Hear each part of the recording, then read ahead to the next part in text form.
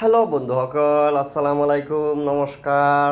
আজি আমি বনাই আছোঁ কিটচেন ৰুমৰ কিটচেন চিলাপ। মোৰ লগত আছে চাজি চেৰটা।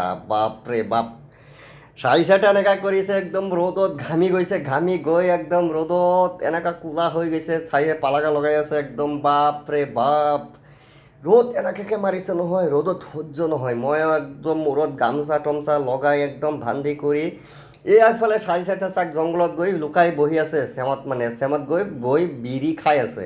ইমান একা ৰ'দ মাৰিছে নে, ৰ'দৰ কাৰণে সহ্য নহয়, সি গৈ তাত বহি আছে। আৰু মই এইফালে কামটো কৰি আছোঁ, কি কৰিম, কামটো শেষ কৰিব লাগিব। যিমান সোনকালে শেষ হয় সিমান সোনকালে আমি গুচি যাম। কিটচেন চিলাবৰ আৰু এইটো চিলাপ ঢালিবই লাগিব। এয়া বান্ধি পৰাই হ'লেই আৰু ইফালে বেচিং ফিটিবৰ কাৰণে ৰাখিছোঁ জেগাটো। আৰু মই ইফালে আৰু অকণমান ৰৈ থাকিবলৈ মোৰ সময়েই নাই। কি কৰিম ভাই, ৰ'দ বৰষুণ যিমানেই হওক কামটো কৰিবই লাগিব। আমাৰ যেতিয়া কামটো লৈছোঁ যেতিয়া কৰিব লাগিব।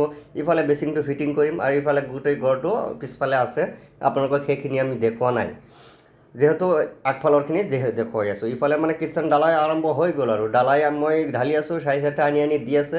ঢালি মানে প্ৰায় শেষ হ'বই আৰু শেষ হোৱালৈকে আপোনালোকে চাই থাকক। ঢালি দিম আজি, এতিয়াই ঢালি দিম, বৰ্তমান এতিয়াই সময়তো ঢালি দিম। আমি ঢালি হোৱাৰ পাছত আমি আৰামত গৈ ৰুমত গৈ গা পা ধুই ধুনীয়াকৈ ভাত পানী খাই বহি থাকিম আৰু এইখিনি আমাৰ কাম প্ৰায় শেষ হ'বই। ঢালি আছোঁ আমি, লগতে আপোনালোকে থাকক, চাই থাকক।